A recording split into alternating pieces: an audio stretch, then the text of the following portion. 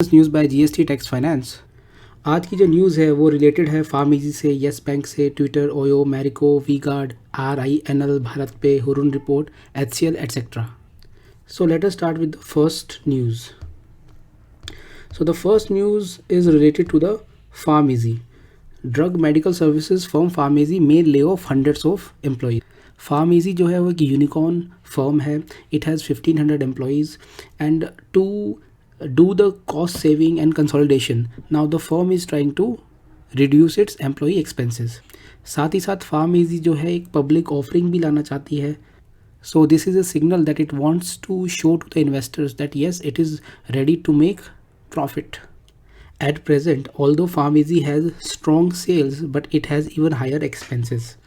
And it is reported that in the year 2022-23, it is expected to make loss of around $324 million. Overall startups के लिए ये साल इतना अच्छा नहीं रहा है. फंडिंग जो है मिलना बड़ा ही मुश्किल हो गया है एंड देयर आर मास ले offs across the board. As per one estimate, around 44 startups have laid off approximately 15,000 employees. So let us move to the next news, which is related to the Yes Bank. Yes Bank के लिए एक अच्छी news है that RBI has given a final go ahead to its proposal to raise the capital from the Carlyle Group and Verventa Holdings. इस news का impact ये रहा कि फ्राइडे को हमें येस बैंक के शेयर में अप टू 10% का इंक्रीज़ देखने को मिला. So the stock market has given a very favorable reaction to this news. The next news is related to the Twitter files. जैसा कि हम सब जानते हैं कि इलॉन मस्क ने ट्विटर को टेक ओवर किया. टेक ओवर करने के बाद जो भी पुराना डेटा है, रिकॉर्ड्स है ट्विटर का, now Elon Musk is revealing and publishing those data in the form of Twitter files. So it is a type of investigation कि पिछले कुछ सालों में ट्विटर में क्या हो रहा था.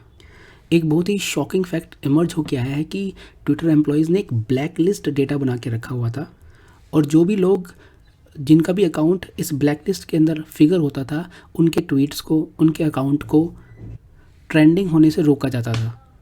तो एक साइड में तो ट्विटर जो है वो फ्री स्पीच की बात करता था over a period of time that it is democratising the information, but on the other side it was controlling the information. तो आपको क्या लगता है इसके बारे में? क्या सोशल मीडिया कंपनीज जो हैं बहुत पावरफुल हो गई हैं? क्या उन्हें इस तरह से इन्फॉर्मेशन को कर्टेल करना चाहिए या नहीं? कमेंट बॉक्स में नीचे लिख के ज़रूर बताइए. ओयो से रिलेटेड एक बहुत ही अच्छी न्यूज़ इमर्ज होके आई है कि OYO has recorded 83% year-on-year growth in its business travel. तो लॉकडाउन ख़त्म होने के बाद अब ज़्यादा से ज़्यादा बिजनेस मीटिंग्स हो रही हैं, people are coming out, and this is giving a major boost to the hospitality sector, and company like Oyos are definitely benefiting out of it. The next news is related to the capital expenditure, which is known as capex by the central public sector enterprises. तो CPSEs ने 60% of their annual capex target को achieve कर लिया है in the period April to November 2022. So what is capital expenditure? Basically capital expenditure क्या होता है कि कंपनी जो है it tries to acquire, upgrade and maintain the physical assets such as properties, plants, buildings, technology और equipments. और जब भी government public expenditure through capex increase करती है तो it improves the investment cycle. कैसे? For example Hindustan aeronautic company है, it will increase its capex. तो इसका मतलब ये हुआ कि Hindustan aeronautics will purchase buildings, technology, equipments etcetera from other companies. तो इससे जो दूसरी कंपनीज़ हैं उनकी बैलेंस शीट इम्प्रूव होगी. इससे जो इन्वेस्टमेंट क्लाइमेट है वो इम्प्रूव होता है. कंपनीज़, स्पेशली जो प्राइवेट कंपनीज़ है, they benefit out of it. The next news is related to the Marico. Marico has acquired 100% stake in the Vietnamese personal care brand which is beauty X. जो beauty X है, it's Vietnamese company which has products in the hair care and skin care segment. Market has also reacted favourably to this news. Market ऐसी news को favourably क्यों देखती है? Market favourably इसलिए देखती है क्योंकि मैरिको जो है वो B2C कंपनी है. मैरिको जो है अगर कैपिटल एलोकेशन वाइजली करेगी then it will create value for the shareholder. और अगर इसके अपोजिट मैरिको जो है कैपिटल एलोकेशन वाइजली नहीं करेगी then it will not create value for the shareholders. For example कल को अगर मैरिको इंफॉर्मेशन टेक्नोलॉजी के एरिया के अंदर एंटर कर जाती है then it doesn't has expertise in the field of information technology. It has expertise somewhere else. So जो इन्वेस्टर्स हैं they are very very sensitive कि जो कंपनी है वो कहाँ पर इन्वेस्ट कर रही है, कहाँ पर पैसा लगा रही है. अगर एक कंपनी उस जगह इन्वेस्ट करती है जहाँ पर उसकी ऑलरेडी एक्सपर्टीज़ है, then it is taken as a positive sign by the investors. इसी से सिमिलर एक दूसरी न्यूज़ है that V Guard industries has acquired Sunflame enterprise for 660 crore. V Guard, as we know that it is one of the leader in home appliances. तो V Guard जब Sunflame enterprise को acquire करेगा, then Sunflame brand also has a pan India presence in the domestic kitchen appliances sector. So this acquisition will give a boost to the presence of V-Guard. This news was also taken favorably by the market, and the share price of the V-Guard Industries show an increase in the Friday trading. There is a news coming out from the public sector enterprise. Department of Investment and Public Asset Management Secretary has said that they are trying to work out the transaction structure for strategic sale of RINL, which is also known as Vizag steel. जो cabinet committee on economic affair है उसने 2021 के अंदर approve किया था that there will be strategic disinvestment for Rashtriya Ispat Nigam limited, and this is the fall out of that decision only. तो आपको क्या लगता है कि RINL को कौन सा बड़ा ग्रुप एक्वायर करेगा? It will be Adani, it will be Ambani, और which group will acquire RINL? Comment box में लिख के ज़रूर बताइए. The next news is related to the Snapdeal. Snapdeal has deferred 152 million IPO because of the poor market conditions. तो स्नैपडील का IPO का प्लान था, बट इसने अब वो प्लान डिफ़र कर दिया क्योंकि मार्केट कंडीशन पिछले 1 साल से काफ़ी पुअर हैं. हमने देखा है कि पेटीएम के स्टॉक का क्या हुआ, नायका के स्टॉक का क्या हुआ. तो ये न्यू जनरेशन जो टेक्नोलॉजी सेक्टर की जो कंपनीज़ हैं, they have not fared very well in terms of their share price in the stock market. तो इन्होंने बहुत ही वाइज डिसीजन लिया है कि हम डेफर करते हैं, 1-2 साल बाद तब IPO लॉन्च कर देंगे. जब मार्केट में तेज़ी होगी तो उसका बेनिफिट मिल जाएगा. तो आपको क्या लगता है कि शेयर मार्केट में जो मंदी है वो कब तक बनी रहेगी? कमेंट बॉक्स में लिख के ज़रूर बताइएगा. The next news is related to the Bharat पे.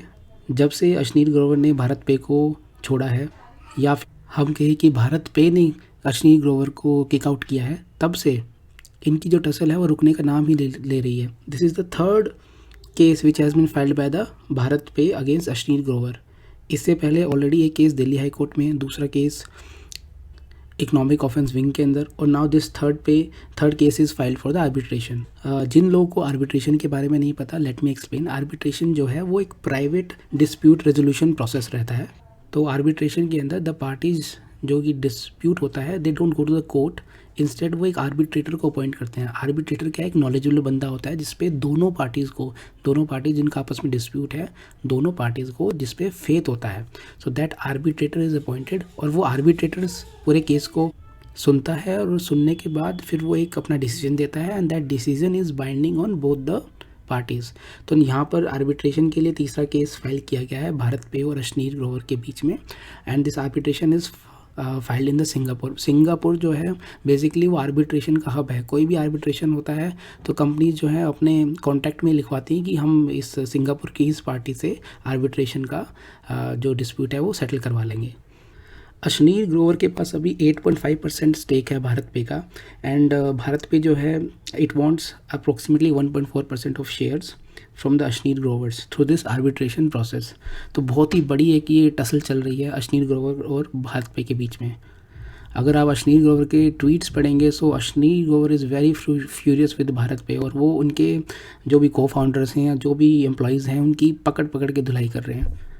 तो आपको क्या लगता है इस पूरी सागा के अंदर who is right, who is wrong, whether it is Ashneer Grover और भारत पे, who is right? So please comment box में लिख के बताइएगा. तो एक हुरुन रिपोर्ट आई है, अकॉर्डिंग टू दिस जो 500 मोस्ट वैल्यूड ग्लोबल कंपनीज़ हैं उसके अंदर 20 कंपनीज़ इंडिया से बिलोंग करती हैं, और उन 20 के अंदर जो टॉप 100 के अंदर सिर्फ 2 इंडियन कंपनीज़ हैं, which is RIL, Reliance industries limited, and TCS, Tata consultancy services. इस लिस्ट के अंदर जो सबसे टॉप मोस्ट लेवल पे आती है वो है Apple. Apple is the most valuable company. Apple is the most valuable company worth $2.4 trillion. और उसके बाद it is followed by the Microsoft. और इंटरेस्टिंग बात यह है कि इस 500 की लिस्ट के अंदर 4 Adani Group companies, Adani Transmission, Adani Green Energy, Adani Enterprise, and Adani Total Gas is also figuring in the top 500 most valuable companies globally. हम सब जानते हैं कि अडानी एंटरप्राइज़ के ऊपर काफ़ी अडानी ग्रुप ऑफ कंपनीज़ के ऊपर काफ़ी डेट है, काफ़ी लोन है। तो आपका क्या कहना है कि अडानी की जो कंपनीज़ हैं वो कितने समय तक टॉप 500 का के अंदर अपना स्टेटस बना के रखेंगी? तो कमेंट बॉक्स में ज़रूर लिख के बताइएगा। HCL ने अभी एक डिस्क्लोज़ किया कि बेसिकली जो यूएस मार्केट का आउटलुक है वो ज़्यादा अच्छा लग नहीं रहा है। तो इस आउटलुक के कारण जो HCL का शेयर है it fell by 7% on Friday. बहुत सी जो यूएसए की आईटी बेस्ड कंपनीज है, they are sending their employees on furloughs and they are doing the spending cuts by laying off the people. तो फर्लो क्या होता है? फर्लो बेसिकली एक तरह से टेम्प्रेरी ले ऑफ होता है। तो इसमें जो एम्प्लॉई होता है उसको कहा जाता है कि भाई आप लीव विदाउट पे लीजिए, 1 महीने की, 2 महीने की, 3 महीने की, क्योंकि कंपनी की भी फाइनेंशियल स्थिति या तो सही नहीं है या फिर अभी उस पर्टिकुलर एम्प्लॉई की रिक्वायरमेंट नहीं है। तो एक एम्प्लॉई को एक ऑप्शन दिया जाता है कि यू आर ऑन फर्लो। तो यूएसए के अंदर टेक इकोनॉमी में रिसेशन अभी ओवर हुआ नहीं है। It is still the outlook is very grim. और क्योंकि यूएसए की जो टेक कंपनीज़ हैं वो अपना बिजनेस आउटसोर्स करती हैं to Indian tech companies, because India has cheap educated, technically educated labour. तो क्योंकि यूएसए की कंपनीज अच्छा परफॉर्म करती है तो इंडियन आईटी कंपनीज भी अच्छा परफॉर्म करती हैं। So these two factors are very interlinked with each other. तो market has reacted very negatively to this news that USA का जो टेक का आउटलुक है वो इतना अच्छा लग नहीं रहा है। Otherwise, HCL is a very sound, fundamentally sound IT company, and it has posted recently. It has posted the highest ever quarterly sales and highest ever quarterly profits. So HCL की journey में this will be a temporary hiccup. So friends, this was all about news from the business world, from the corporate sector. Please like and subscribe to our channel to get daily updates on the business world, financial world, and technical world. Thank you from the GST Tax Finance.